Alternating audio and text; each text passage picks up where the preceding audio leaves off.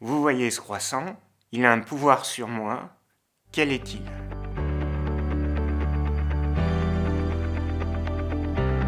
Je m'appelle Yael Grosjean, je suis neurobiologiste. Je travaille au Centre des sciences du goût et de l'alimentation à Dijon.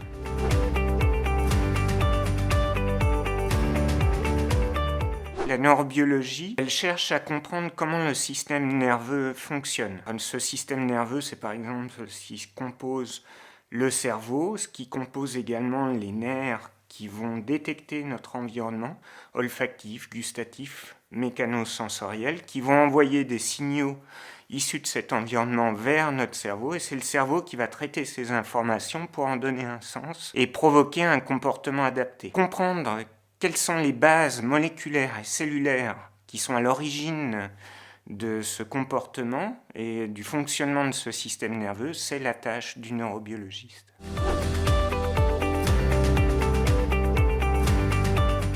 Je vous ai dit que le croissant que je vous avais présenté avait un pouvoir sur moi, et au cours de mes travaux de recherche, je cherche à comprendre quels sont les signaux qui vont être émis par ce croissant, qui peuvent influencer mon comportement et m'influencer pour le manger, et comment les nutriments que je vais absorber vont à leur tour pouvoir influencer mon comportement. Et pour ça, je cherche à comprendre quels sont les mécanismes moléculaires et cellulaires qui sont mis en place au niveau du cerveau pour déterminer ces comportements.